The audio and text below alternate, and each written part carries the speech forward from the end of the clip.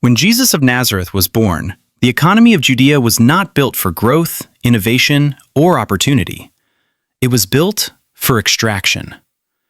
This land was under Roman occupation. Rome did not govern Judea to develop it. Rome governed it to drain it.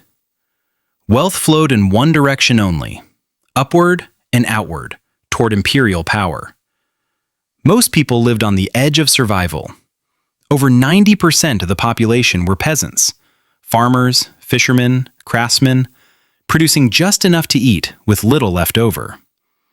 There was no middle class as we understand it today.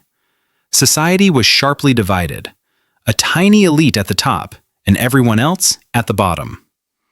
Land was the main source of wealth, but over time, small family farms were swallowed by large estates owned by Roman allies and local elites. Many farmers worked land they once owned, now as tenants, paying rent on soil their ancestors had inherited freely. Money existed, but cash was scarce. Barter dominated daily life. Coins were mainly used for taxes, a deliberate system. Rome demanded payment in currency, forcing peasants into debt just to meet tax obligations. This was an economy where missing one harvest could mean losing everything. Hunger was common, security was rare, and hope was fragile. This is the economic world into which Jesus stepped, not as a king, but as a carpenter's son. To understand the economy of Jesus' time, you must understand taxation, because taxes were not just financial, they were instruments of control. The Roman tax system was layered and relentless. People paid land taxes, crop taxes, customs duties, tolls on roads, fishing taxes, and the imperial tribute. On top of Roman demands, Jewish people also paid the temple tax, required for religious life. By the time all obligations were met, a peasant could lose 30 to 40% of their annual production. Taxes were often collected by tax farmers, private contractors who paid Rome up front and then extracted as much as possible from the population. Anything collected beyond Rome's requirement became personal profit. This system rewarded corruption, cruelty, and excess. It is why tax collectors were hated, feared, and socially isolated. When peasants could not pay, they borrowed. Interest rates were high. Debt accumulated quickly.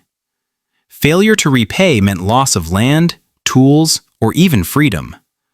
Families were broken apart. Some were forced into bonded labor. Others sold children into servitude to survive. This was not accidental. Debt kept the population obedient. A man in debt does not rebel.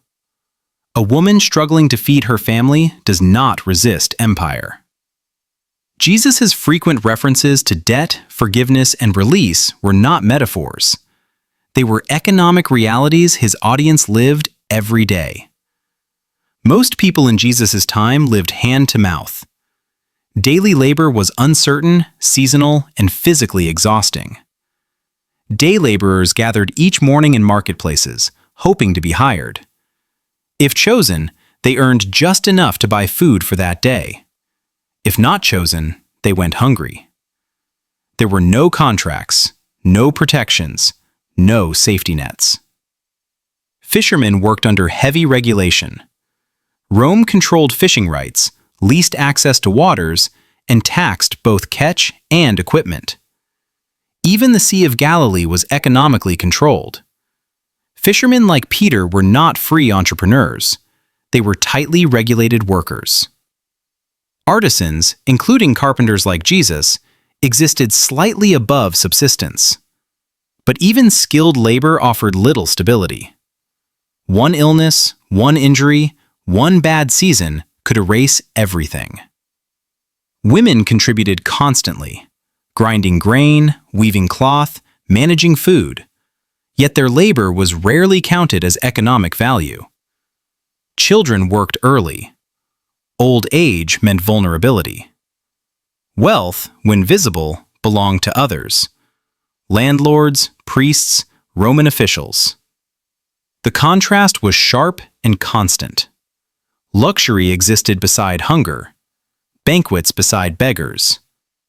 In such a world, survival itself was an achievement, and dignity was hard to protect. Jesus did not arrive with an economic policy, but his message carried economic consequences. He spoke of debts being forgiven, of wealth as dangerous, of the last becoming first, and the first becoming last.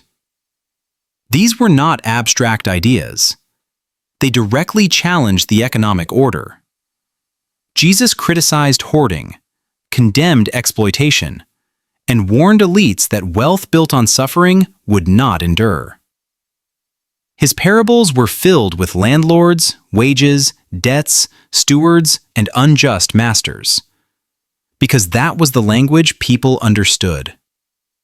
When he overturned the money changers' tables in the temple, it was not just a religious act. It was a confrontation with an economic system that blended faith with profit and burdened the poor.